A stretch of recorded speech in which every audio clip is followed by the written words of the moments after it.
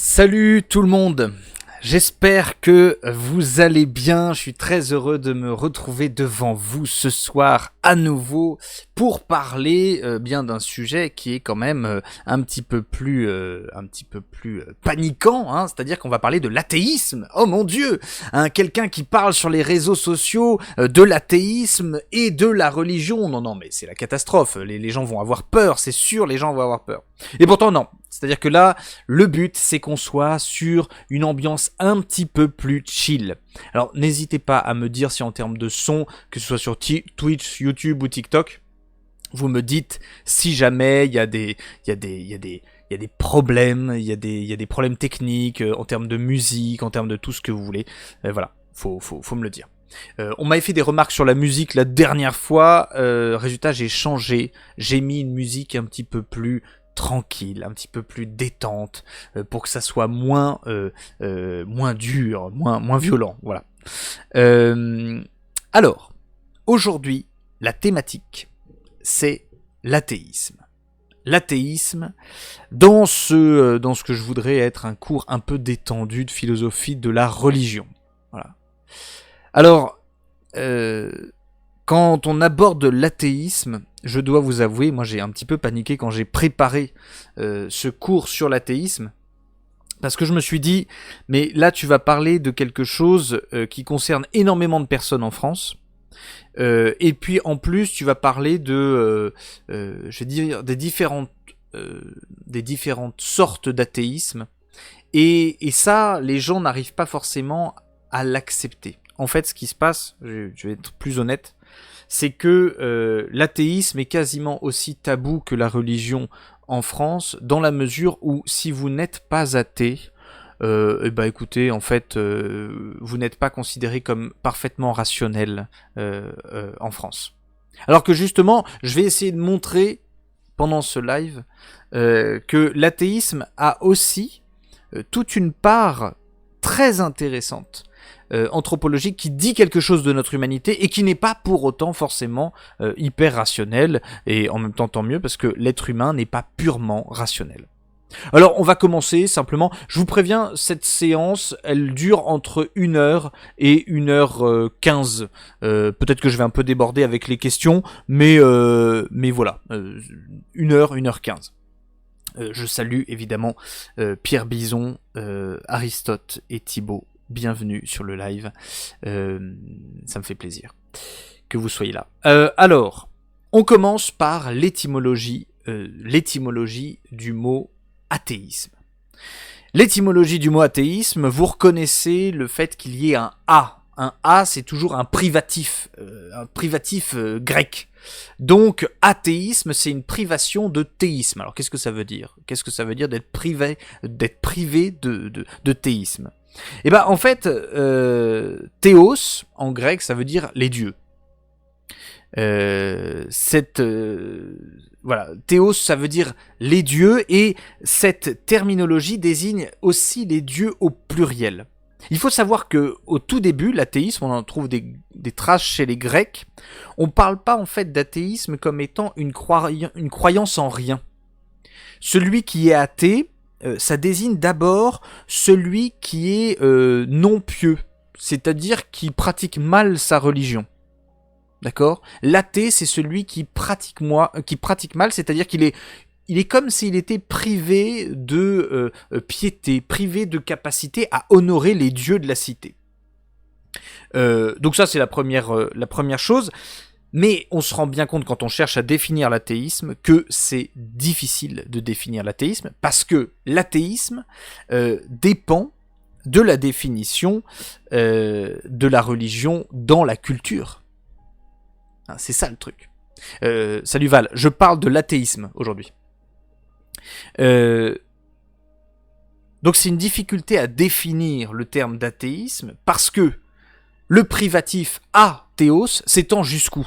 Ça s'étend jusqu'au Dieu, c'est-à-dire quelqu'un qui est privé de Dieu. Ça s'étend jusqu'à la religion, privé de religion, c'est-à-dire de pratique religieuse. Ou ça s'étend aussi jusqu'à la croyance, privé de croyance.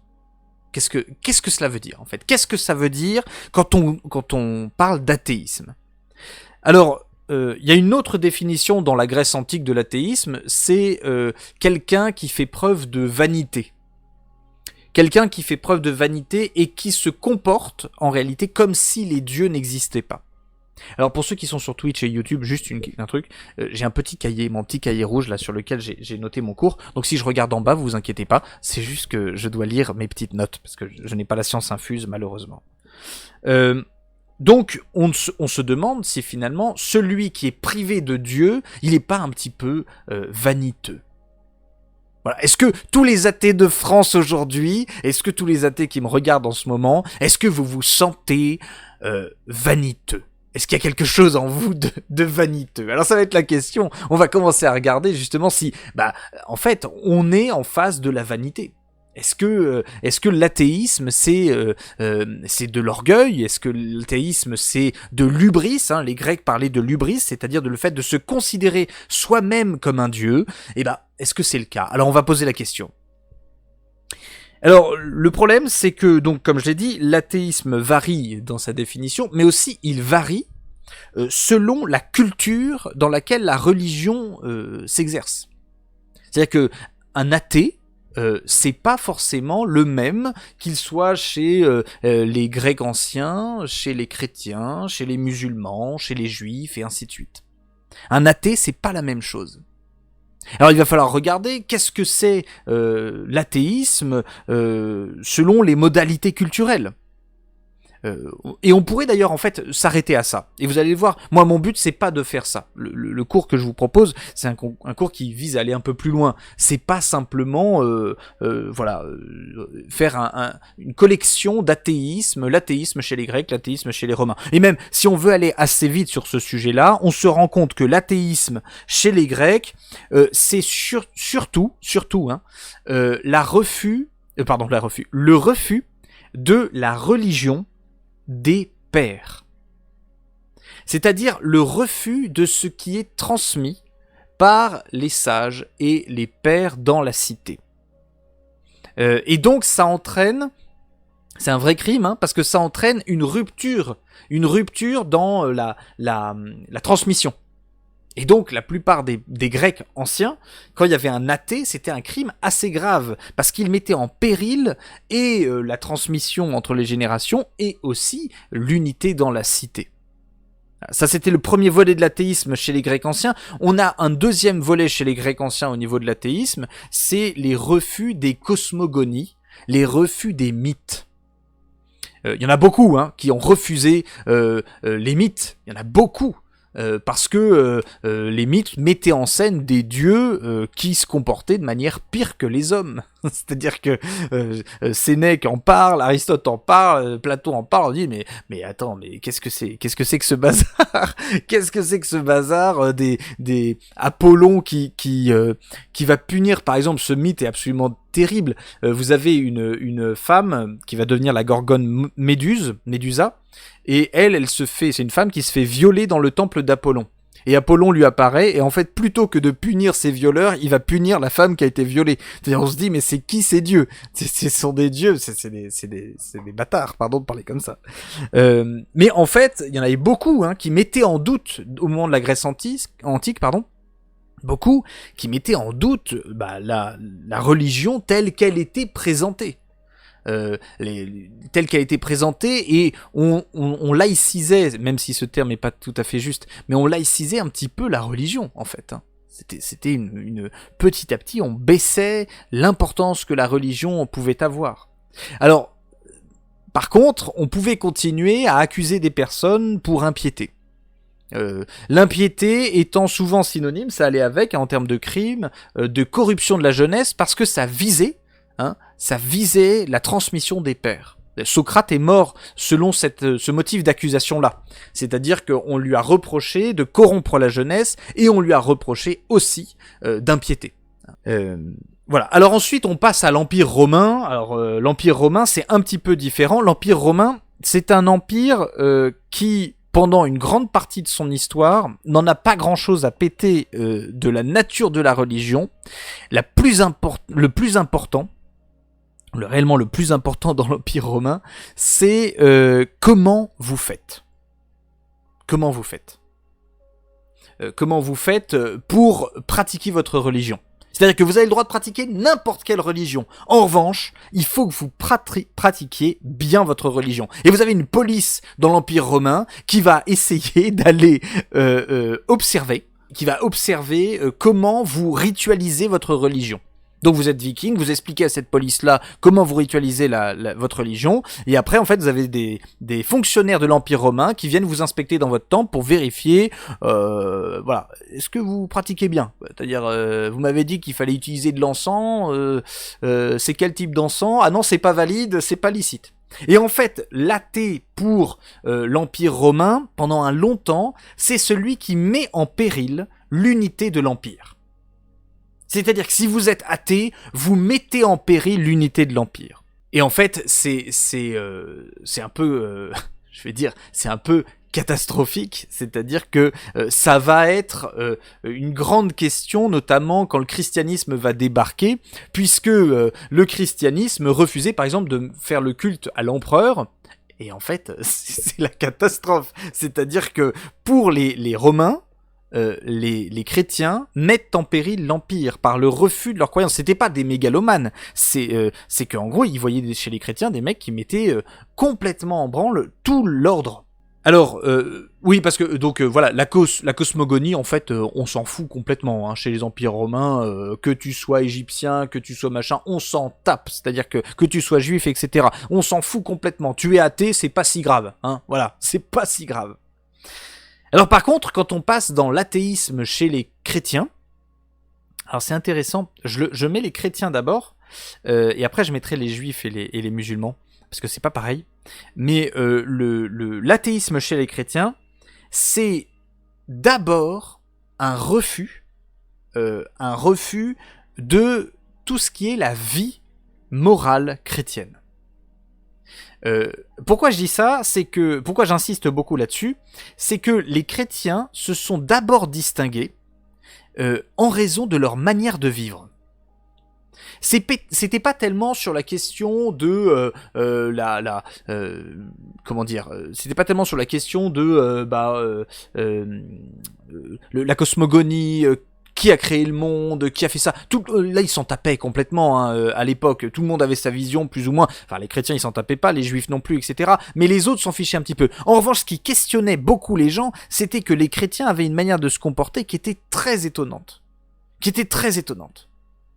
Et donc résultat, il fallait que quand on se disait athée dans le cadre de la religion chrétienne, eh bien on se distingue par la manière de vivre. Alors, ça c'est chez les chrétiens. Petit à petit aussi, on va distinguer l'athée quand le christianisme va avoir de plus en plus de poids. Eh bien, l'athée, ça va être celui qui va discuter la vision du monde, de l'Église. Vous prenez l'affaire Galilée, ce genre de choses, etc. En gros, il va y avoir toute une vague scientifique et qui, au nom de la science, les philosophes des Lumières, etc. Je vous fais une histoire de la philosophie et la serpe, mais voilà, c'est en gros petit à petit la vision du monde va changer. C'est-à-dire que la question de la création va être remise en question, la question de la mythologie chrétienne en fait va être remise en question. Et à partir de ce moment-là, l'athée chrétien, ce n'est plus tellement celui qui se distingue au niveau de son mode de vie, ça va être celui qui remet en question la question de la création, la question de l'incarnation de Dieu en la personne du Christ, et ainsi de suite.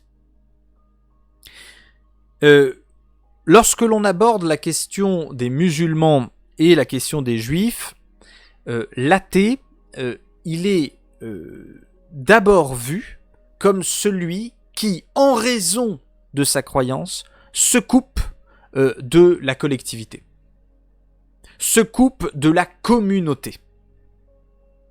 C'est-à-dire que c'est très très très présent, c'est-à-dire que celui qui n'est pas dans l'alliance avec Dieu, quand on parle des Juifs par exemple, il ne peut pas faire partie du peuple hébreu. Il ne peut pas faire partie du peuple juif. Celui qui n'est pas dans l'alliance, en fait, celui qui croit de manière mauvaise, celui qui et ainsi de suite et ainsi de suite, et ben en fait il n'honore pas l'alliance et donc il se coupe lui-même de la collectivité et de la communauté. Il en va de même pour les musulmans. Celui qui ne pratique pas, celui qui ne croit pas, celui qui est mécréant. Alors qui est mécréant, ça peut être, il y a une gradation hein, dans le degré de mécréance entre guillemets chez les musulmans. Vous avez les mécréants, c'est-à-dire ceux qui sont encore dans la religion du livre. Que ce soit ce qu'ils appellent la religion du livre, hein, que ce soit les juifs ou les chrétiens. Donc là, c'est-à-dire c'est comment la mécréance, mais qui est encore possiblement corrigeable.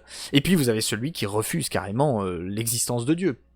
Et là, ou alors qui est dans d'autres religions, et alors là c'est la catastrophe. C'est-à-dire que pour l'islam, notamment dans les premiers siècles de l'islam, en fait, par ce biais-là, vous dites que vous n'appartenez pas à la communauté, et donc en fait, vous êtes quasiment pire qu'une bête. Hein, c'est-à-dire à ce moment-là, c'est au tout début. Hein, je parle des tout débuts. Aujourd'hui, l'islam évolue. Hein, alors il y a l'islam radical, il y a l'islam et ainsi de suite. Mais voilà, je vous parle de l'origine des conceptions de l'athéisme, juste pour vous faire comprendre que, en fonction de la religion qui est envisagée, eh bien, l'athéisme sera pas le même. Donc c'est compliqué. Et malheureusement, l'athéisme à la française est très pétri, en fait, du christianisme. C'est un athéisme chrétien. Hein. Donc c'est ça qui est, à mon sens, intéressant, c'est que moi, je ne vais pas essayer de vous aborder la question de l'athéisme culturel. Je vais essayer de vous aborder la question de ce qu'est l'athéisme, à la fois dans la personne athée et à la fois dans ce qu'elle est. Alors, justement, on va parler de l'athéisme. Donc, je vais commencer par l'athéisme qui, malheureusement, est le plus commun et pour moi le moins... comment dire, le moins probant ou le moins fort, vous voyez. C'est ce qu'on appelle l'athéisme pratique.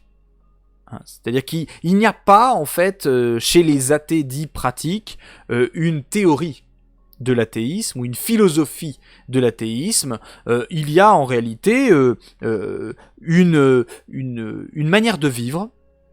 Et en fait, ça se définit très simplement, c'est qu'on considère que le problème de l'existence de Dieu ne change rien à ma vie pratique. C'est-à-dire que Dieu existe, qu'il n'existe pas, ça ne change pas ma manière de vivre. Une variante de cet athéisme, c'est que l'existence de Dieu ne change rien à mon comportement. C'est-à-dire que je me comporterai de la même manière que Dieu existe ou que Dieu n'existe pas. Alors en fait, ça, c'est intéressant parce que il y a une base, il peut y avoir une base philosophique qu'on peut trouver chez les stoïciens.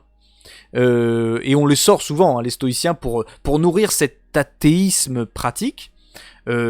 On va dire que les dieux sont en dehors du champ de la nature, donc finalement s'ils existent, ils en ont rien à faire de nous, donc on va leur en rendre l'appareil, on va pas en avoir grand chose à foutre d'eux, et résultat, voilà. Tout se passera bien, on sera très content. Hein. Alors justement, cet athéisme-là, contrairement au stoïcisme qui va investir la question morale, donc la question du comportement, comment mieux vivre, comment mieux agir, comment mieux, et ainsi de suite, aujourd'hui, on est dans un athéisme pratique qui considère en fait que la question de Dieu a été résolue il y a pas mal de temps. Et que finalement il n'y a plus grand chose à en tirer, à en faire. En fait, on s'en fout un petit peu de la question de Dieu. Et voilà. Je dois vous avouer que la plupart du temps, quand je rencontre des athées plutôt de ce style-là, les conversations n'ont pas grand intérêt. Sur la question religieuse, sur la question de l'athéisme et de la religion, ça n'a pas grand intérêt parce que en fait, c'est une question plutôt qu'on ne se pose pas.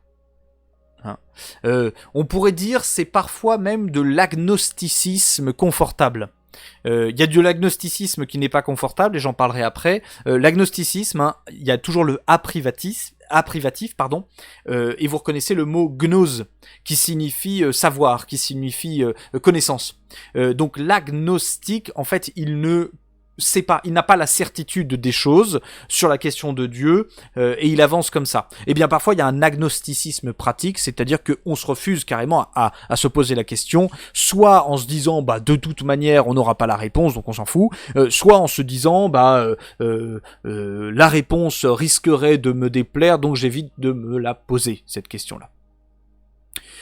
Alors voilà, c'est pour moi le premier type d'athéisme qui n'est pas le plus intéressant et pour lequel en fait comme j'ai rencontré d'autres personnes athées pour lesquelles j'ai énormément de respect pour leur conception de l'athéisme, et justement je veux pas trop passer de temps en fait sur cet athéisme pratique, hein, si ça vous dérange pas, c'est-à-dire que je vois il y en a certains qui disent c'est de l'athéisme d'adolescent. Peut-être, bien que j'ai rencontré des adolescents qui avaient un athéisme très très réfléchi, mais en tout cas c'est un athéisme, oui, qui malheureusement va pas au bout de son questionnement, qui s'en fiche un petit peu. Voilà. Alors maintenant, si on passe à un athéisme plus fondamental, là, on s'amuse davantage. Et moi, je m'amuse davantage. On discute davantage, c'est beaucoup plus sympa. Alors, justement, il y en a deux sortes.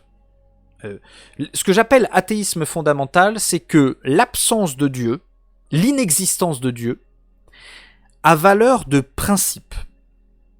Attention, pas de principe chronologique, mais de principe. Et vous allez voir, je vais le décliner. Soit ce principe, il est a priori. C'est-à-dire que aucun Dieu n'existe. C'est le principe. Donc j'en conclus que toutes les religions sont débiles. Et oui, c'est-à-dire que si Dieu n'existe pas, s'il n'y a aucun Dieu qui existe, les religions sont stupides. Voilà. Y a une deuxième manière d'être athée, fondamentale, c'est l'athéisme a posteriori, qui est plutôt de type démonstratif. C'est-à-dire, les religions sont stupides, donc aucun Dieu n'existe.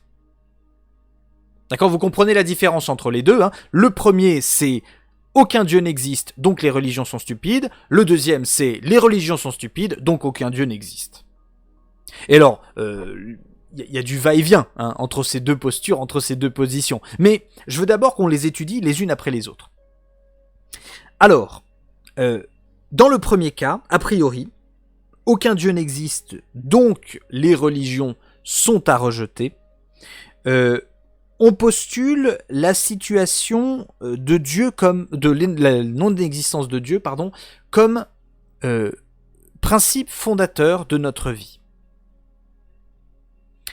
Le premier athéisme, en fait, quand on le voit, le premier athéisme a priori, c'est une situation analogue qui est complètement semblable à celle d'un croyant. En fait, sa religion, c'est de postuler la non-existence de Dieu. Là où peut-être un croyant peut postuler l'existence d'un Dieu. Vous voyez, dans un cas comme dans l'autre, en fait, on se retrouve avec, a priori, quelqu'un qui vous dit je prends comme principe un truc, j'en ai pas la preuve, mais de là, je vais faire découler à la fois ma vie, à la fois... voilà. Et en effet, je vois qu'il y a des gens qui réagissent dans le chat. Évidemment, ça fait de l'athéisme, de ce type d'athéisme, une croyance. Et c'est l'athéisme de Comte-Sponville, vous voyez, par exemple. Ou l'athéisme de Sartre. Où en fait, la question n'est pas de gloser, de discerner, de savoir si Dieu existe. Dieu n'existe pas. Point. Bon. Maintenant, comment on se comporte ? Vous voyez, c'est plutôt ce type de pensée. C'est-à-dire que la question de Dieu, elle n'est pas si importante que ça. Ce qui est important, c'est la question de notre vie. C'est la question de notre vie. Donc, vous voyez, moi, c'est un athéisme qui à la fois évite un peu la question et en même temps, qui va devoir se comporter différemment. Qui va devoir chercher comment vivre en étant athée.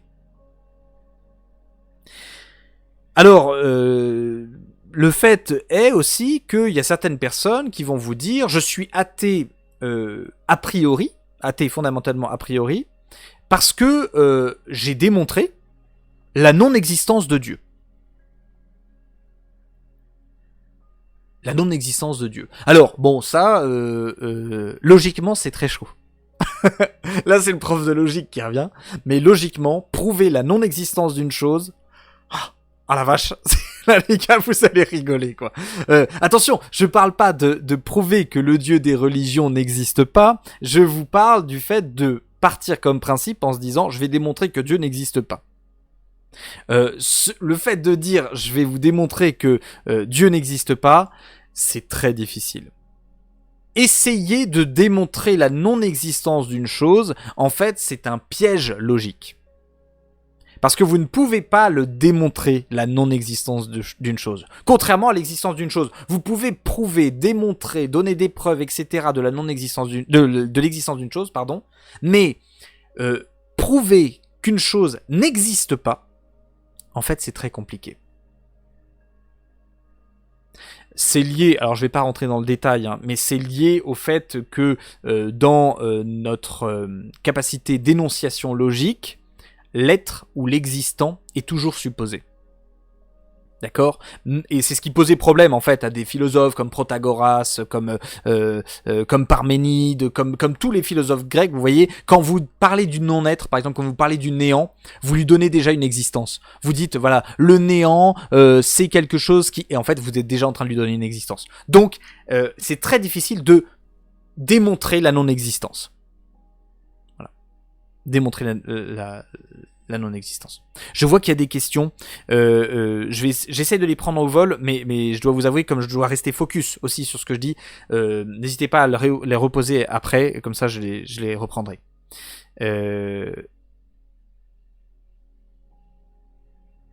Oui, en effet, pardon, Aristote me dit, vous savez, je suis en chat avec Aristote, hein, c'est quand même la classe. Prouver la non-existence d'une chose, c'est possible seulement si on arrive à montrer que la chose implique une contradiction interne. En effet, c'est la seule possibilité, c'est-à-dire, ça repose sur la réfutation par l'absurde, en fait, hein, et c'est le fait de montrer que, dans les termes mêmes, postuler l'existence nous amène à nier une des prémices. Et ça, en fait, voilà, c'est impossible. Mais bon. Je vais dire, c'est pour la question de Dieu, en fait, c'est très compliqué. Donc justement, démontrer la non-existence de Dieu, c'est compliqué. D'autant plus que souvent, il y a une tendance, une tentation, si je puis dire, de la pensée athée à utiliser des arguments qui sont un peu trompeurs. Vous voyez, par exemple, et qui sont liés à la culture religieuse dans laquelle évolue l'athée. C'est-à-dire que vous avez par exemple la question du mal. On va vous dire, bah, si Dieu existe, il n'y aurait pas de mal. Ah oui, mais ça suppose une certaine conception de Dieu. Pour les Grecs, aucun problème. Les dieux sont pas forcément bons. Il y a des dieux méchants. Donc, où il peut y avoir des dieux complètement indifférents. Postuler que l'existence du mal, en fait, c'est une réfutation à l'existence de Dieu, bah non, pas forcément. C'est-à-dire que, par contre, c'est la réfutation d'un certain Dieu. En tout cas, c'est un argument qui vise à réfuter un certain Dieu. Un Dieu qui serait bon, qui serait aimant, qui serait gentil, qui serait guili, qui serait nounours, quoi. D'accord ? Ça peut être aussi la science. On va dire la science a démontré que, etc. Vous voyez, moi ça m'agace un peu, je dois vous avouer. Un gars pour qui j'ai énormément de respect et d'admiration, c'est Alexandre Astier. À chaque fois qu'il parle de religion, on a l'impression qu'en fait, il est en deçà de ses capacités intellectuelles quand il parle de l'athéisme ou de la religion. On a l'impression qu'en fait c'est malheureusement pas peu démontré, peu rationnel, parce que il vous dit bah la science a montré que ou machin comme ça. Je relativise un petit peu ce que j'ai dit parce que j'ai assisté à une interview. Enfin, j'ai écouté une interview où il parle avec Kian Kojandi et je sais plus comment il s'appelle là, son comparse là, où justement c'est un bon moment et il parle justement de l'athéisme et des religions et de la science. Et Alexandre Astier dit oui, la science c'est pas tout à fait sa question. La question de Dieu. Et en fait, c'est assez juste. C'est-à-dire que la science, bon, voilà, c'est pas forcément trop sa question. Si Dieu se trouvait, je vais dire, après la lentille du télescope, ça se saurait, vous voyez. Ou sous le scalpel, vous voyez, d'un biologiste. Bon, bah, ça se saurait. C'est pas le cas. Voilà, pas le cas. Donc, vous voyez, ça c'est l'athéisme a priori. Alors, il existe donc le deuxième athéisme, l'athéisme a posteriori. L'athéisme a posteriori. Alors, l'absence de Dieu est pris comme principe de vie, mais a posteriori d'une réflexion, a posteriori parfois d'une déception, a posteriori de beaucoup de choses en fait. Par exemple, vous voyez, vous avez des gens qui ne supportent pas la superstition et l'aspect, superstitieux de la religion. Vous avez par exemple, il y a des gens qui ont été profondément blessés par cet aspect-là. Vous avez par exemple François Rollin.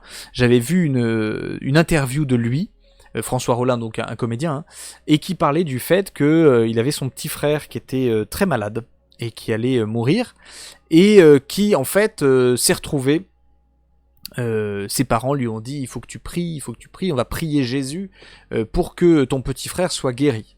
Et il a prié, alors il a dit des chapelets, les machins, il a déposé des bougies, des trucs comme ça. Bref, il a fait de la pratique religieuse, et en fait, son petit frère est quand même mort.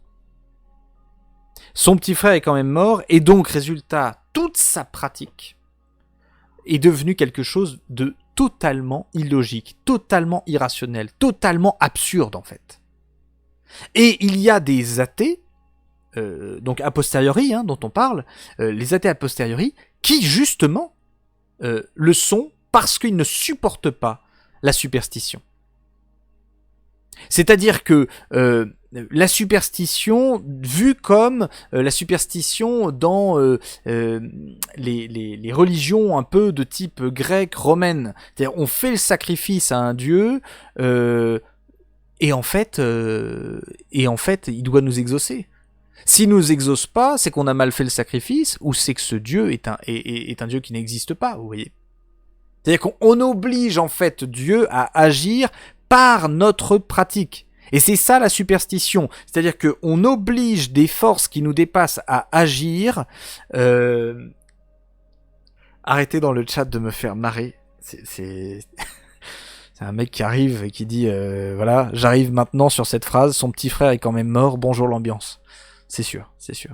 Je parle de la superstition. Et donc justement, on croit que la force supérieure à nous va agir parce qu'on aura bien fait la pratique. Et ça, c'est la superstition. Vous voyez des personnes qui, dans le régime chrétien, par exemple, ou catholique, ne vont à la messe qu'au moment des rameaux, pour avoir un petit bout de branche béni. Et pour le mettre dans le, vous voyez, dans le truc, ou alors dans leur maison, ou alors des personnes qui vont déposer une petite bougie dans une église, voilà. Et donc résultat, c'est des personnes qui vont mettre tout leur espoir dans leur pratique. Et on est forcément déçu. C'est forcément décevant. Et donc résultat, vous avez un athéisme a posteriori, qui est en fait une réaction face à la superstition. C'est l'athéisme revendiqué des philosophes des Lumières. Les philosophes des Lumières, ils sont contre toute espèce de superstition. C'est-à-dire toute espèce de croyances qui, en fait, ne sont sans aucun fondement rationnel. Et je vous ai parlé des religions chrétiennes, mais vous avez tout un tas de superstitions présentes dans tout un tas de religions. C'est-à-dire que si vous ne faites pas telle pratique, c'est pas la même. C'est pas la même, c'est pas la même religion que vous pratiquez, et donc résultat, vous allez pas être exaucé par Dieu.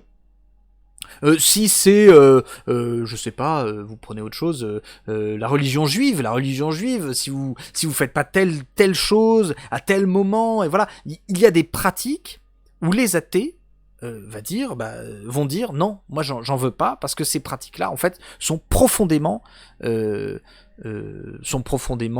superstitieuses, sans fondement rationnel, etc.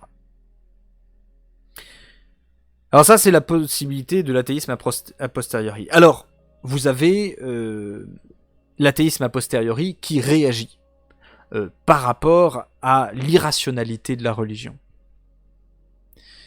Et alors là, j'ai vu plusieurs dans le chat qui en parlaient. Au nom de la religion, sous le motif de la religion, il y a des choses abominables qui ont été faites. Mais abominables.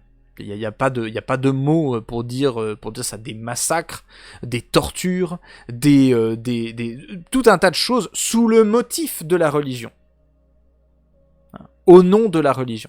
Et d'ailleurs, on le voit encore aujourd'hui, beaucoup de choses sont faites au nom de la religion. Vous prenez rien que le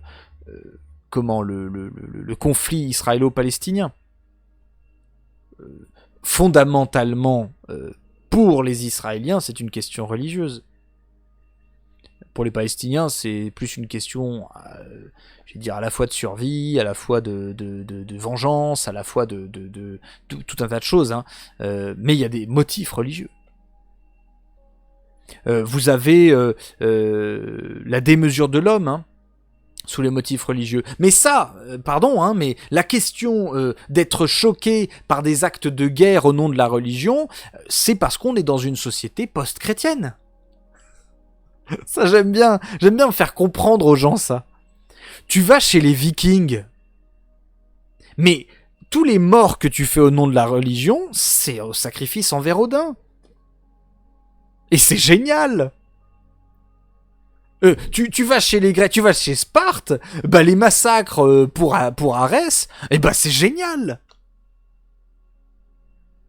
Nous, ça nous gêne parce qu'on est dans une société post-chrétienne, et donc on se dit que c'est... Mais en fait, sous le motif de la religion, tu te rends compte que la question de l'irrationalité, ça dépend du point de vue sur lequel tu te places.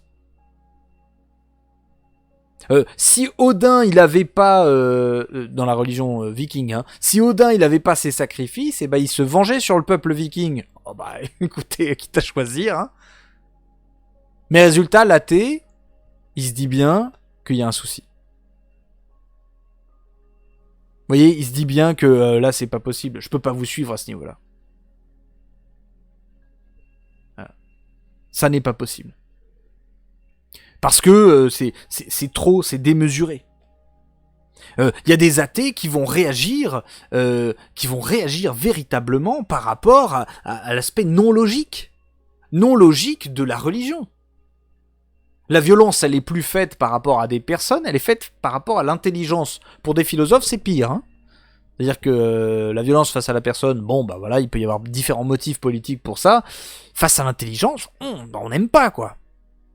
Vous prenez par exemple un homme qui se fait Dieu, ou plutôt un Dieu qui se fait homme. Je sais pas si vous connaissez cette histoire, ça a été un grand moment de solitude pour l'apôtre Paul. L'apôtre Paul va à l'agora athénienne et il se dit comment je vais prêcher le christianisme pour eux, et en fait il voit sur une stèle un hommage au dieu inconnu. On suppose que c'est le dieu d'Aristote, que c'est le dieu de Platon, que c'est le dieu au-dessus de tous les dieux, et bref ainsi de suite. Donc il voit cette stèle et il se dit très bien, je vais commencer mon prêche sur ça. Les Athéniens sont très contents, ils aiment bien faire venir des gens à l'assemblée, l'équivalent de notre assemblée nationale, donc c'est quand même balèze. Donc ils font venir Paul, ils le laissent parler. Paul parle et il dit Dieu qui a tout créé, qui a donné le mouvement, qui a donné l'être, qui a donné la vie, etc. Tous les Grecs disent oui, c'est très intéressant, c'est vrai. En même temps, tous les philosophes l'ont déjà dit, mais finalement, c'est rationnel, c'est pas irrationnel. Eh bien, ce Dieu-là, je vous annonce en fait qu'il s'est fait homme. Alors là, déjà, ça tique un peu dans l'assemblée, on se dit, il a fumé quoi? Qu'est-ce que c'est que ça? Un Dieu infini qui se fait fini? Qu'est-ce que c'est ça? Et alors, terrible. Ce dieu-là, il est mort. Ah bon? Alors là, le grec, il suit plus du tout. Il dit, non, ça va pas du tout. Il est mort, il est ressuscité après. Hein, vous en faites pas, c'est... Non, mais en fait, non. Et là, les Grecs virent Paul de l'assemblée. Et lui disent, ouais, tu nous en parleras plus tard. C'est écrit. Vous lisez les Actes des Apôtres, c'est écrit. Ils lui disent, très simplement, tu nous en parleras plus tard. C'est-à-dire que vraiment, c'est le gars, vous savez, on vous rappellera. Quand tu passes un entretien d'embauche. Oui, on vous rappellera, ne vous en faites pas.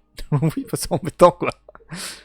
Et oui, parce qu'en fait, un dieu qui se fait homme, un dieu qui meurt, c'est irrationnel. Et donc, résultat, y en a qui sont athées parce qu'ils refusent cette irrationalité. Y en a qui refusent le fait que Allah dicte un livre. Qui sont athées parce que c'est, attendez, un dieu qui dicte un livre. Et qui en plus fait des fautes de grammaire dans le Coran. Ah oui, c'est un petit peu chaud, quoi. Un petit peu chaud, vous voyez. Et donc il y a des gens qui disent, bah non mais c'est irrationnel, ça marche pas. Un dieu, enfin, la question de l'alliance avec le peuple hébreu. Un dieu, un peuple élu par Dieu. Bah ça se voit pas trop, les gars. Ça se voit pas trop que c'est un peuple élu de Dieu. Comme diraient certains, il y a personne qui a participé aux élections, hein. Vous prenez d'autres religions, les religions comme, je sais pas, le vice des dieux. Le vice des dieux chez les Grecs, chez les Romains, bah, c'est scandaleux, c'est vraiment scandaleux, au sens de sacré scandale. Et donc les athées, bah ils disent non. Non, c'est mort. Moi je crois pas en ça. Je veux pas croire en ça. Alors, à la suite de ça, vous avez aussi le fait qu'il y a des personnes qui deviennent athées a posteriori en raison de l'incohérence des gens qui prêchent. Hein ?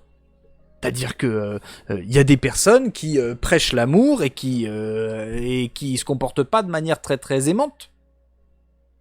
Il y a des personnes qui prêchent oui, l'amour universel, bah ouais, un peu chaud. Il y en a qui prêchent la droiture. Vous voyez, le fait de respecter des commandements. Vous savez, des imams, des musulmans, des juifs, des chrétiens, etc., qui prêchent le fait qu'il faut avoir une morale, etc. Puis vous regardez leur manière de se comporter, puis vous dites, bah écoute, t'es gentil, hein. Mais si c'est ça ta religion, si c'est comme ça que ça change ta vie, bah écoute, j'en veux pas, quoi.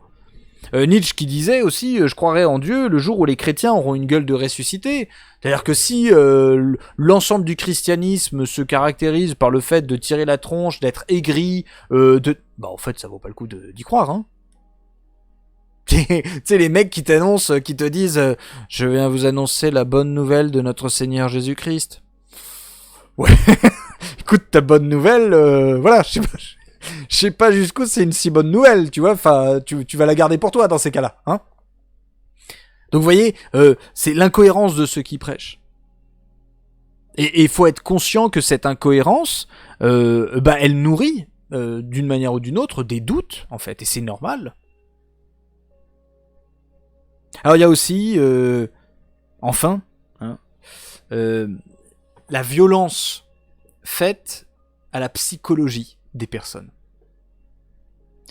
Il y a des athées a posteriori qui ont été profondément marqués par une violence faite soit à leur conscience, soit à leur intelligence, soit à leur affectivité, soit à leur corps, et ainsi de suite, et ainsi de suite. Et en fait, ça, vous vous rendez compte que c'est très présent. C'est très présent. En fait, dans notre monde occidental, c'est très présent.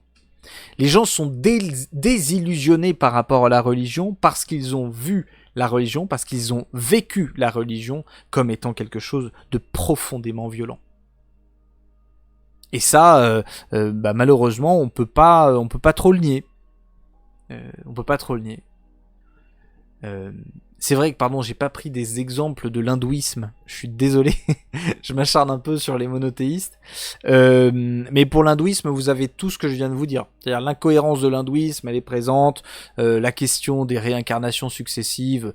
La question des castes. La question de Dieu qui est multiforme et qui est pas multiforme. La question... Et ainsi de suite. Ah, vous vous dites, non mais il y a un souci.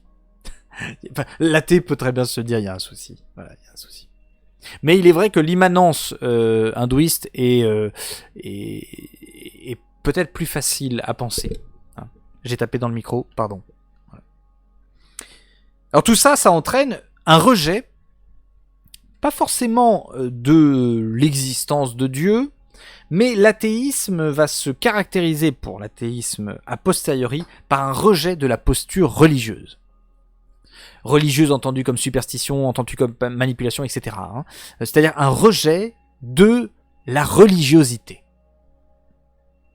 Et nous sommes plutôt dans cet âge-là. Vous voyez, il y avait des personnes qui disaient le 21e siècle sera religieux ou il ne sera pas. Bah, il est, mais il n'est pas religieux du tout. Il est complètement désinvesti, en tout cas en Occident, de la question religieuse. Sur les religions passées. Il y a une ouverture, en revanche, à la question de l'au-delà. Alors, mettez plein de choses derrière ce mot, l'au-delà, mais il y a quelque chose au-delà de notre réalité, et cette chose au-delà de notre réalité, il faut qu'on la voie. Alors concrètement, lorsque vous êtes athée,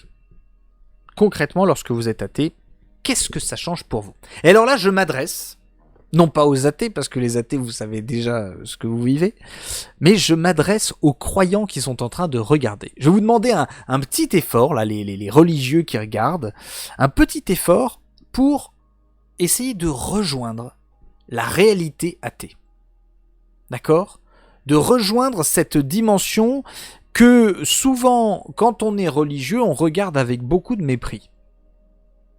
Et je vous invite en fait à concrètement, vous laisser influencer, vous laisser marquer par cette pensée athée pour essayer de la comprendre, pour essayer de la rejoindre.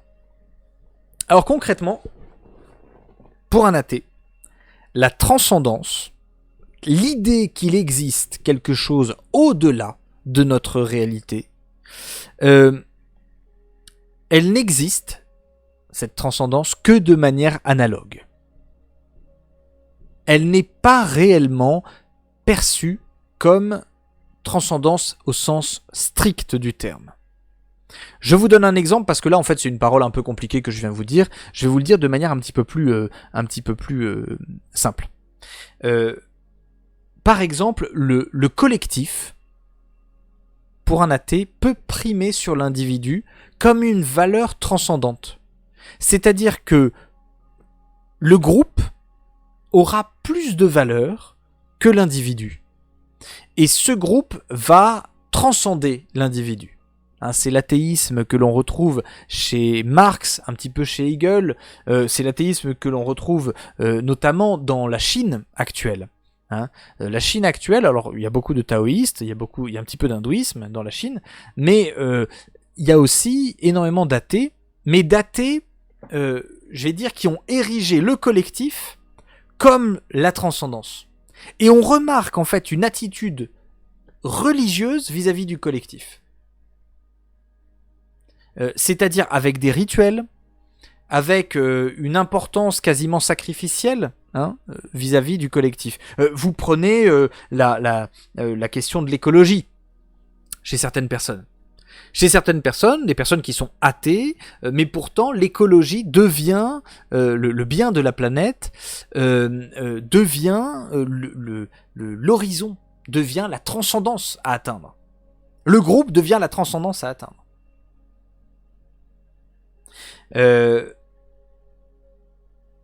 Et donc en fait, en l'occurrence à ce moment-là, la personne se soumet à ce qui la dépasse, en l'occurrence ici le collectif ou la planète, ou vous prenez n'importe quoi. Ça c'est la première possibilité. La deuxième possibilité pour un athée, donc à nouveau on se met dans la posture d'un athée, il n'y a pas de religion, il n'y a pas de Dieu, on est a posteriori ou a priori, mais on s'en fout, en tout cas il n'y a pas de Dieu, eh bien on peut être tenté, quand on est athée de cette manière-là, d'ériger l'individu, ma volonté individuelle, comme l'absolu. C'est-à-dire que ce qui est important, c'est moi. C'est aussi simple que ça. Ce qui est important, c'est moi. C'est moi, ou alors, pas le moi sujet, mais le moi pris de manière abstraite. Ce qui est important, c'est ce que veut la personne de manière générale. Et donc, elle va pouvoir faire ce qu'elle veut. Et donc, la liberté individuelle est perçue comme un absolu. Alors on invente des phrases qui veulent pas dire grand chose, c'est-à-dire la liberté des autres s'arrête là où ma liberté commence, ou ma liberté s'arrête là où celle des autres commence, mais en fait concrètement ça ne veut rien dire, c'est-à-dire que ça ne renvoie à rien cette phrase. Et pourtant beaucoup de gens se comportent comme cela en considérant donc que l'individu c'est l'absolu, la transcendance. Il y a parfois une tendance, justement en raison de ce refus de la transcendance, à un pragmatisme qui est poussé plus ou moins loin en fonction des personnes. Quand on dit pragmatisme, c'est-à-dire que la valeur pratique, la valeur pratique prend le pas sur la valeur symbolique. C'est pas mauvais, hein. Je veux dire, c'est pas mauvais du tout. Mais en gros, le symbole a pas beaucoup d'intérêt. Parce que le symbole, souvent, postule l'idée d'une transcendance. C'est-à-dire que derrière un drapeau, il y a le pays. Derrière une église, il y a Dieu. Derrière une mosquée, il y a Dieu. Derrière, vous voyez, derrière des bâtiments, etc. Bon, l'athée, en fait, va être tenté et va être pétri de pragmatisme. C'est-à-dire qu'une église, c'est d'abord un lieu qui abrite, dans lequel on pourrait faire des super événements sympas. Un drapeau, alors un drapeau ça n'a rien de religieux, mais une croix, un calvaire, vous voyez, un calvaire pour un athée, c'est un endroit où on peut donner un point de repère. On se retrouve au calvaire là-bas, voilà. Les fêtes dans l'année religieuses, c'est des jours fériés, c'est des choses comme ça. Vous voyez, en fait, le pragmatisme, l'athéisme va souvent aller de pair avec un pragmatisme. Alors ça pose problème parce qu'il y a certaines choses, mais on y reviendra, qui deviennent compliquées à penser, hein, pour un athée. Mais il y a un dernier aspect, vu qu'il y a une transcendance personnelle qui est refusée, c'est-à-dire qu'il n'y a pas de divinité, eh bien certaines personnes vont dire le plus important c'est la vérité. Et donc ça c'est l'idéal philosophique, vous voyez, et il y a de l'athéisme chez beaucoup de philosophes qui vont se dire au nom de la vérité, je refuse la croyance et je refuse la transcendance personnelle. Et donc à ce moment-là, ils érigent en valeur transcendante la vérité. La vérité dépasse l'ensemble des croyances, l'ensemble des opinions, et ainsi de suite. D'accord ? Donc ça c'est pour le refus de la transcendance. Alors, pardon, je baisse un peu. Ouh là, j'ai trop baissé. Je baisse un peu. Voilà, la caméra. Alors, quand on est athée, il va falloir aussi, chers amis croyants, allez-y, vivez-le. Il va falloir accepter que certaines questions sont sans réponse. Certaines questions sont sans réponse. C'est-à-dire qu'il va falloir accepter que la question de l'origine, on n'aura pas la réponse. La question de la fin, la finalité, en vue de quoi l'homme est fait, quel est le but de l'homme ultime, il n'y a pas de réponse. Autre chose, la question du mal, pourquoi il y a du mal ? Pas la réponse. La question de l'identité de l'homme, qu'est-ce que l'homme ? Est-ce que l'homme est différent des animaux ? Est-ce que l'homme est un animal ? Est-ce que c'est un animal qui est différent des autres ? Est-ce que c'est un ange qui est tombé dans de la matière? Et ainsi de suite. Je saurais pas. Et aussi, certaines questions morales n'auront pas de réponse. N'auront même pas de compréhension, vous voyez. Pourquoi ne pas faire certaines choses? Pourquoi faire certaines choses? Certaines personnes n'auront de réponse que dans la religion, et donc finalement, si elles se mettent à être athées, elles n'ont plus réellement de socle moral. Vous voyez, ça, c'est des choses dont on ne prend pas conscience. Mais, il y a aussi la possibilité d'une conception philosophique athée, et qui va dire, la vérité, c'est mon seul absolu. Et donc, si je n'ai pas la réponse, je n'ai pas la réponse. Et c'est ma condition humaine de ne pas avoir de réponse. Et ainsi, en fait, autant les croyants que les athées vont pouvoir avoir cette posture philosophique. D'humilité, par rapport à certaines questions, où finalement je n'ai pas la réponse à certaines questions, point, c'est comme ça. Alors par contre, quand on est athée, je ne vous cache pas qu'il y a certaines réalités qui sont étonnantes. Quand vous êtes athée, la question du bien, la question du vrai, envisagée selon la question, enfin, sous la coupe de la question du pourquoi, eh bien en fait pour l'athée ça devient très très compliqué.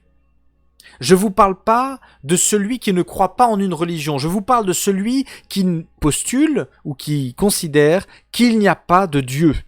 Il n'y a pas de transcendance, il n'y a pas de réalité qui dépasse l'homme sur un plan existentiel. Eh bien, la question du bien, la question du vrai devient des questions très angoissantes en fait. Parce que la question du bien, elle est relative à notre nature, la question du vrai, elle est relative à notre intelligence, oui, mais en définitive, comment ça se fait? Pourquoi? La question du pourquoi. Pourquoi l'homme est fait comme ça? Pourquoi l'homme est le seul animal qui n'arrive pas à être heureux? Qui n'a pas sa finalité dans le concret, quoi. C'est-à-dire que le lion, il a un appétit pour bouffer des gazelles, il y a des gazelles, et super, donc il est heureux. Comment ça se fait que l'homme, il a un appétit à un bonheur qui n'existe pas? La question du bien aussi, vous voyez, la question du pardon, par exemple. Moi, c'est une question qui m'angoisse, la question du pardon. Au nom de quoi je dois pardonner envers des personnes? Pourquoi je devrais pardonner? Pourquoi c'est bien de pardonner? Alors on peut donner des explications psychologiques, voilà, le bien, finalement pardonner c'est se libérer, oui, il y a tout un tas de trucs comme ça, oui, mais en définitive, pourquoi pardonner? Pourquoi ne pas simplement être juste et rendre à chacun ce qui lui est dû? Et même pourquoi je devrais rendre à chacun ce qui lui est dû? Pourquoi c'est bien? Non pas, vous voyez, le pourquoi c'est bien, parce que c'est bien, il y a des personnes qui répondent ça, parce que c'est bien, oui, mais en fait, l'athée, je vous assure, quand vous êtes athée, la réponse c'est bien, elle amène le pourquoi. Pourquoi c'est bien? Et qu'on nous donne une réponse à pourquoi c'est bien. C'est pour ça que, personnellement, j'ai beaucoup de respect, en fait, pour la posture athée. Parce que j'ai retapé dans le micro, pardon. Parce que cette posture athée, elle est inconfortable rationnellement. Et vous pouvez pas endormir votre intelligence. Vous pouvez pas endormir votre intelligence dès lors que vous êtes athée.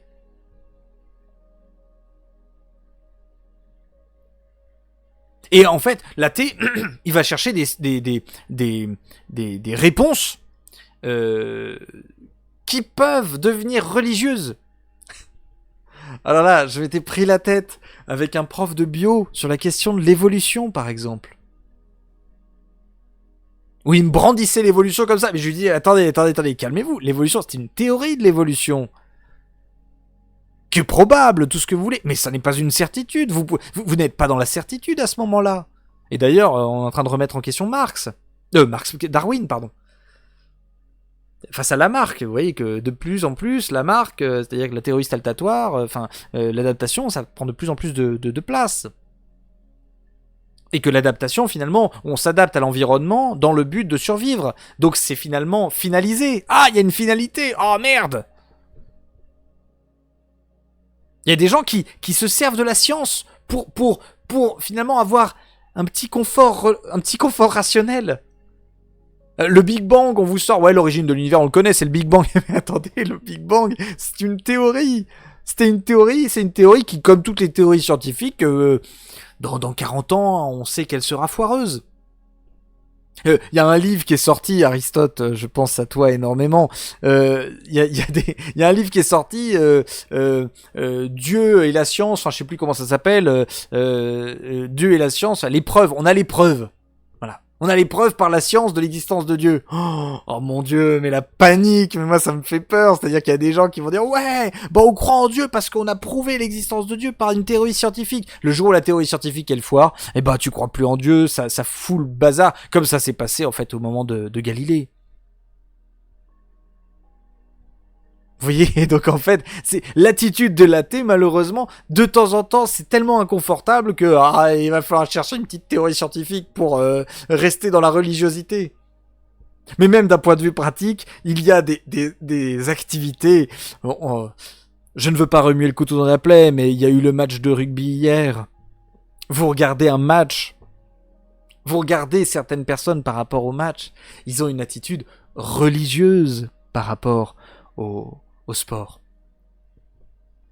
Oui, répondre par des hypothèses, c'est pas un problème, dans la mesure où on considère que ce sont des hypothèses. Oui, bien sûr, il n'y a aucun souci. Non, je parle de la personne qui considère que l'hypothèse scientifique, c'est un fait. Bah là, ça pose problème. Mais vous voyez, le sport, vous allez à un concert, vous allez à n'importe quel concert, vous assistez à une cérémonie religieuse. La ritualisation, vous voyez, moi je me suis marié, on s'est marié à la mairie. À la mairie, il y a quelque chose de ritualisé. Tu lis les articles de la loi, tout le monde est debout, c'est important. Il y a une espèce de, c'est hyper drôle. Il y a une espèce de religiosité qu'on assume, quoi. Là, on a le droit d'être un peu religieux. Tu sais pas pourquoi tu te lèves, mais tu te lèves, quoi. C'est quand on lève le drapeau, c'est la main sur le cœur. Quand on chante la Marseillaise, la main sur le cœur. Les meetings politiques, tu vois, pendant les périodes électorales, t'as des personnes qui arrivent dans le meeting politique, qui sont acclamées comme le Messie. Il y a quelque chose de religieux. Même, pardonnez-moi, mais les cimetières,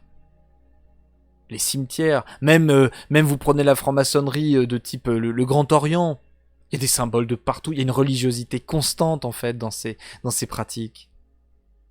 Une religiosité qui est constante. Il y a des monuments aux morts. Les monuments aux morts, c'est intéressant, mais vous voyez, c'est comme une pratique religieuse. Donc en fait, quand on est athée, c'est difficile hein, de ne pas être religieux dans le comportement. Et en plus, il y a des choses qui reviennent de plus en plus. Moi, je suis passionné par ça. C'est la question du paranormal. Le paranormal, c'est quand même vachement marrant. Enfin, non, non, pas du tout l'adjectif que je voulais dire.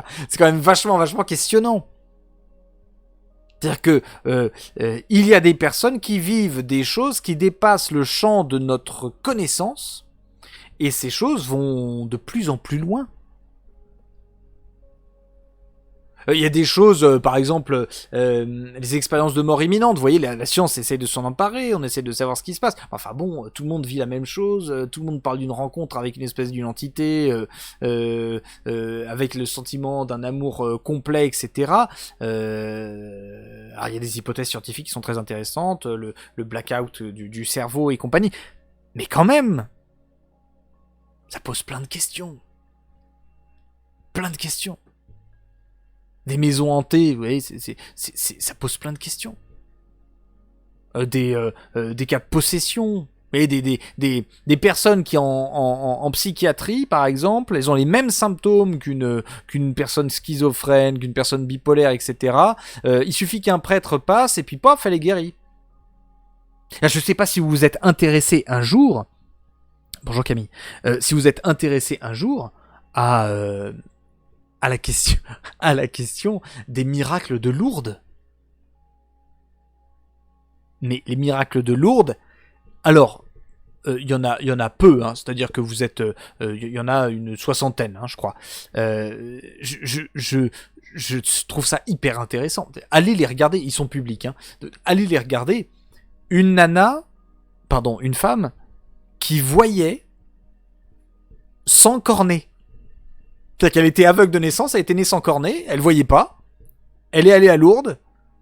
Elle s'est mise à voir, et les médecins écrivent, mais elle a toujours pas de cornet. T'as la puissance. Si on est dans l'esprit humain, c'est la puissance de l'esprit humain qui est absolument dingue. Absolument dingue. Et si c'est pas l'esprit humain, flippant. Qu'est-ce que ça veut dire ? Qu'est-ce que ça implique ? Qu'est-ce que ça va déclencher ? Enfin, vous voyez, c'est ce genre de truc. Je vous invite, hein, c'est marrant à aller voir, hein, à aller regarder du côté des religions. Les questions des djinns, la question des sorcières, la question des trucs comme ça. Enfin, vous avez plein de trucs dans le folklore. Comment on appelle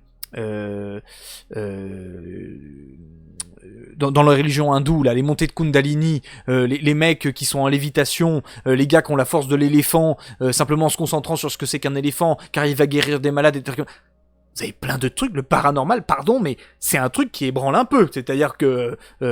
et justement, pour l'athée, ces réalités-là, angle mort, il y a un petit angle mort rationnel, et qui est intéressant, hein, justement.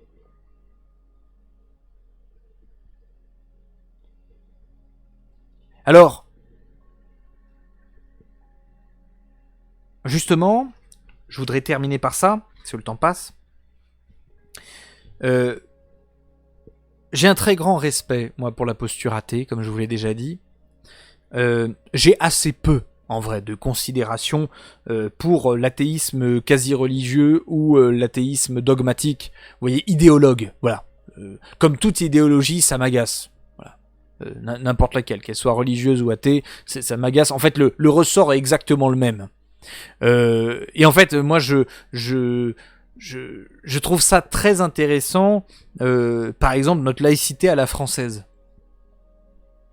Elle m'agace profondément, en fait. Elle m'agace profondément, cette laïcité à la française. Pourquoi ? Parce que, en gros, en droit, ça veut dire quoi ? La laïcité à la française, en droit, c'est la séparation de la société civile et de la société religieuse. Le but, c'est une autonomie du pouvoir. Ok, d'accord. Et le corollaire de ça, c'est que l'État doit avoir une impartialité ou une neutralité à l'égard des confessions religieuses. Ouais, bah ça, c'est de la bêtise. C'est de la bêtise. C'est-à-dire qu'on est les premiers hein, dans le monde humain. Alors on n'a pas les archives d'avant les Grecs, hein, mais on est les premiers sur ce truc-là à avoir une neutralité par rapport au phénomène religieux. Bah non. Si ma religion c'est de violer des pingouins, bah non, il faut pas une neutralité par rapport à ça. Vous voyez, et même on peut très bien dire qu'il y a des religions qui sont meilleures que d'autres. Parce que, je sais pas si vous voyez, mais la galère que c'est pour l'État, par exemple, de fermer des sectes. Il y a des sectes qui endoctrinent des personnes, qui font beaucoup de mal, et en fait, l'État n'a aucune arme, en fait, par rapport à ça. Parce que c'est une religion, alors résultat, on est neutre par rapport à ça. Mais c'est débile. Ou plutôt, c'est pas débile. C'est une énorme limite. Une limite de posture, en fait. On pourrait ne pas avoir cette posture-là. Mais en fait, l'État choisit d'avoir cette posture-là. Et même le principe de laïcité, maintenant, est en train de muter un petit peu, hein, c'est que, en fait, l'athéisme doit devenir une religion d'État. L'athéisme doit devenir une religion d'État, mais enfin, pour moi, c'est insupportable, vous voyez. C'est-à-dire que dès que vous êtes fonctionnaire, dès que vous travaillez dans un État, dès que vous travaillez pour n'importe quoi en rapport à l'État, vous devez être athée. Ou, en tout cas, pratiquement, vous devez montrer un athéisme, faire profession d'athéisme, comme un religieux devrait faire profession de religion dans un pays confessionnel, vous voyez. Au Vatican, travailler alors qu'on n'est pas catho, bon, c'est compliqué. Aux Émirats arabes, par exemple, bah, c'est compliqué si vous n'êtes pas musulman. Et ben en France, c'est compliqué de travailler si vous n'êtes pas athée. Mais attendez, mais ça, c'est ce qu'on appelle une religion d'État. L'athéisme. Et justement, je vois que dans le chat, on fait cette distinction-là. On dit que justement, l'athéisme n'est pas une religion vu qu'il n'y a pas de pratique. Mais attendez, du point de vue de l'État, si. Le mariage républicain, c'est une pratique. L'inscription pardon, le mariage, c'est pas que signer un papier, sinon on ferait ça que signer un papier. Non, faut aller devant le maire, dans une salle où il y a le portrait du président, le buste de Marianne, etc. Non, c'est très codifié, hein. Donc pardon, mais l'athéisme, il a une certaine pratique. Et en plus, cette neutralité par rapport à la religion, qui consiste à dire en plus que la personne religieuse est capable de faire le distinguo. Mais c'est pas vrai. Et là, j'invite tous les athées à se mettre à la place du religieux. Ce sera les prochaines séances, mais de vous mettre à la place du religieux. Comment vous pouvez demander à un musulman d'être musulman chez lui, par contre, quand tu travailles, t'es plus musulman? Mais non. Ou à un catholique, ou à un protestant, ou à un juif. Mais attendez, mais c'est terrible en fait de demander ça. Moi ça me scandalise, ça me scandalise, hein. Le fait que finalement on dise à comment ça s'appelle, à tout un tas de religieux, vous allez assumer une certaine manière de vous comporter.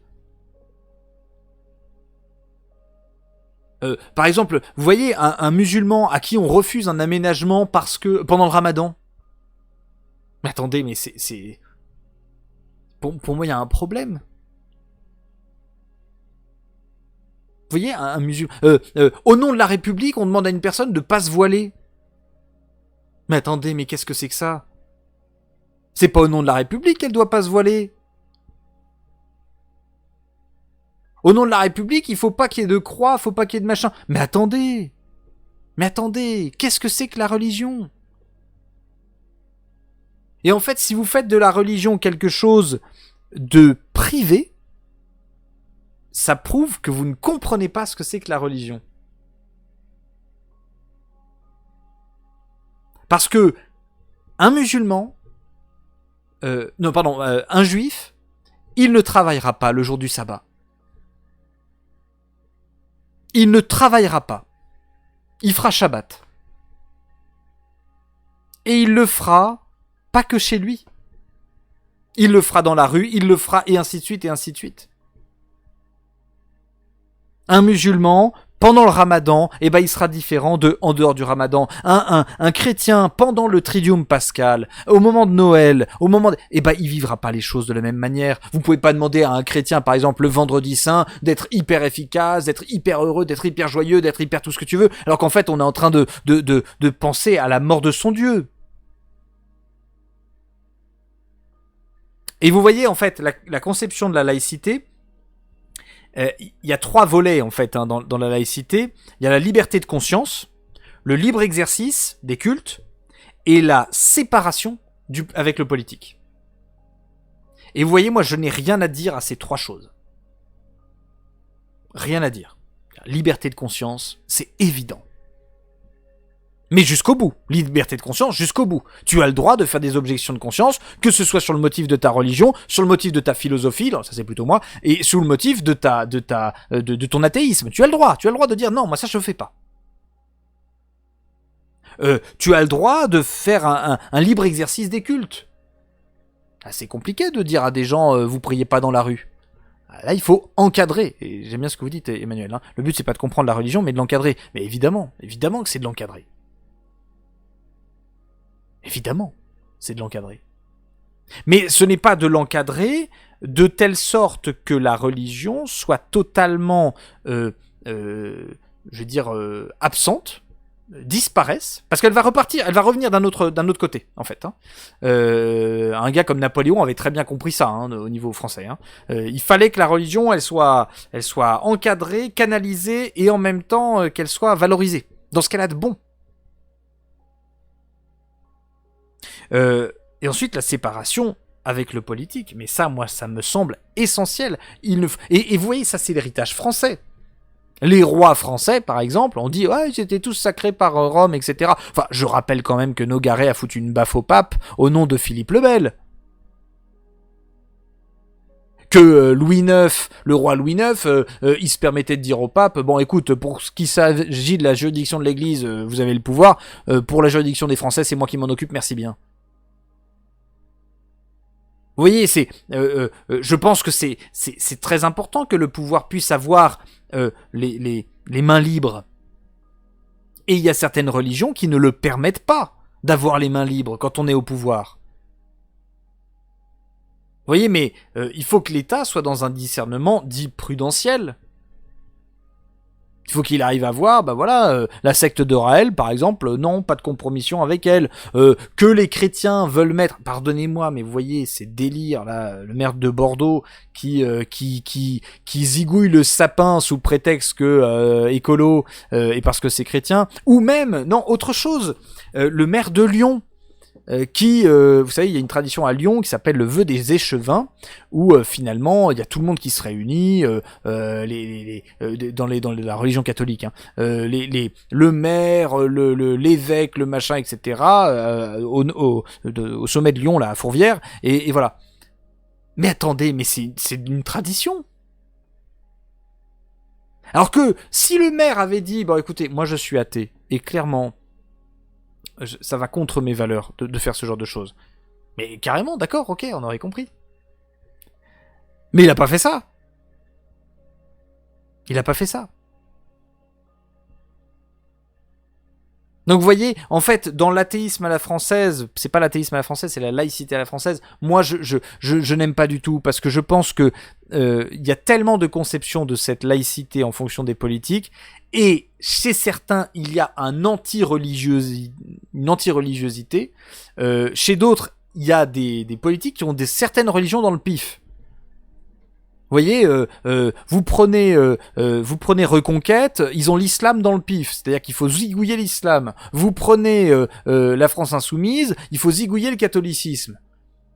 Il y a un moment où on se calme, les politiques, hein. Vous voyez, enfin pour moi c'est quelque chose qu'il faut être délicat avec la question de la religion, parce qu'on touche à l'intime, hein. Et je pense que la posture philosophique que j'essaie d'avoir, elle est plus sage.